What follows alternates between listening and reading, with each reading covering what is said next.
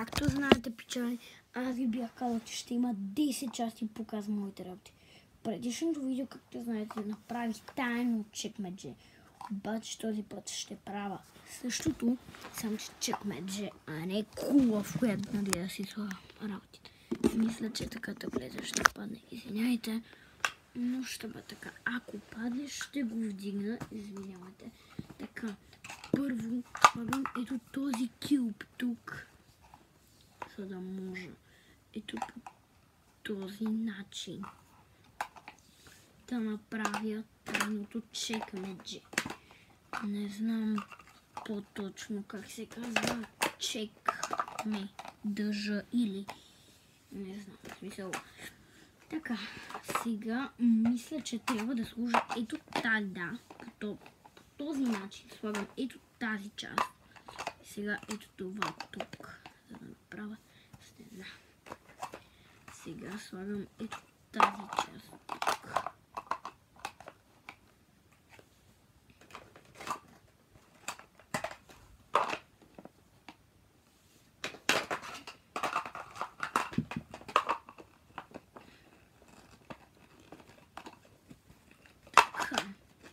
Окей, печали, ставам малко място, за да може да го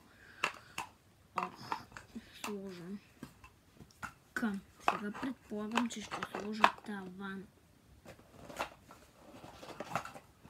И сега, когато построя, ще ви го покажа. Мисля, че ще кажете, че е готино, макар че половината хора мислят за зубар. Но не съм зубар. Аз не чета учебници. Харесвам училище. Не чета учебници. Не.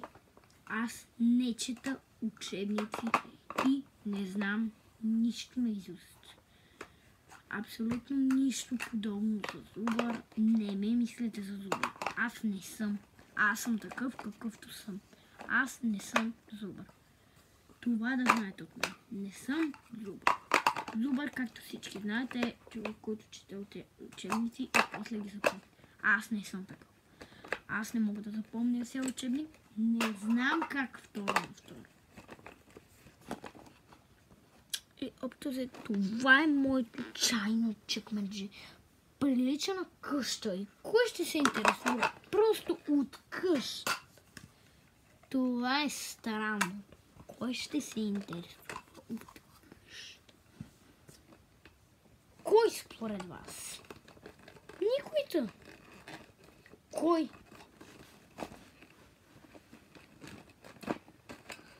Това е странното, защото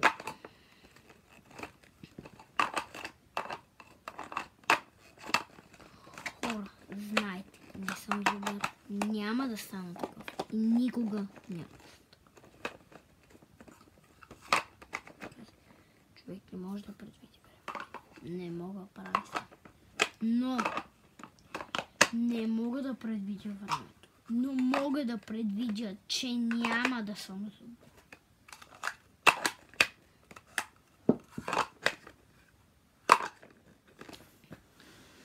Окей, ето го моето тайно чекмедже. Направи го като къща, за да повярвате. Този... окей. Ето този куп. После започвам отвътре да вада абсолютно всичко. Окей, вече го завадя. Сега ще го...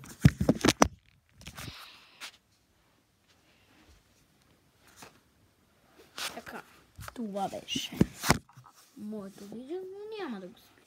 Защото ми снимам 4 минутки. Така, вече отвътре е празно. Слагам това тук.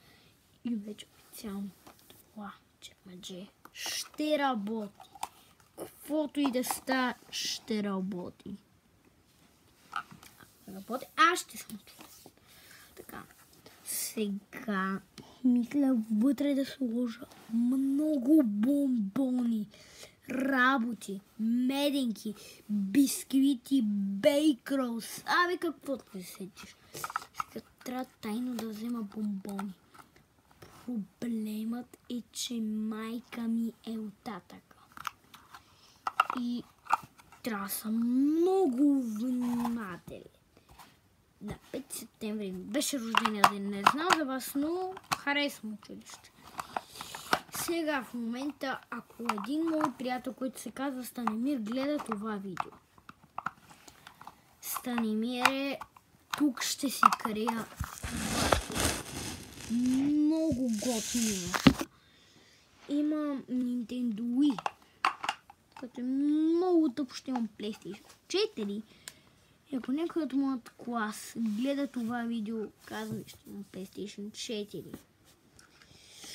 Има поредица. Говоря на ако някой гледа от моят клас това видео. Има поредица. Така. Сега. Предишното видео се представи. И сега. Пичаги. От мен. Чао. Следващото видео ще обясня за какво се разказва. Следващото видео пак ще показвам малко неща, но също така ще играя на някоя игра. Сега изпратил съм 2 клипа. Ще си пусна време и ще гледам какви коментари сте изпратили. Защото интересно ми е. Знаете, трябва тайно да си пусна време. Ще си пусна време за цял ден. Първо трябва да взема телефона на мама. Тя трябва да отиде в туалетната. И така ще стане абсолютно всичко. Джакпот 6 минути 40 секунди. Така. Така. Сега. Предлагайте. Искам да видя какви коментари сте написали в видеята ми, които са не са много хубави, ама сега какво да направя? Смисъл, нов съм. Не знам, това видео мисля, че ще ви харесва, защото 10 видеа един след друг. И най-вероятно ще изпращам видеята ми всеки ден. Ще трябва да е така, защото имам адски много видеа и не ми се занимава да са при снимките и да ми взимат място. Така че за жалост ще трябва. И хора, минах си вече рекорда по снимане. 7 минути и 35 секунди. Сега, надявам се да сте писали хубави коментари за мен, да не ме псувате, да кажем. Псувате, смисъл, псувате. Псу. Да. Сега. Какво да ми показвам? Написали. Това е 9-та част. Официално имам още една част. Едничка, една част. И общо взето хора, вече снимам 8 минути. Ако снимам 10 минути, това официално ще е клип. Окей. Имам видеа за 3 минути, които би трябвало да са шортс. Но аз не снимам като другите ютубъри. Защото аз направо снимам без идеи. Това е много гаден начин, защото през цялото видео говоря. И така, сега, какво да правим? И аре, чао, това беше.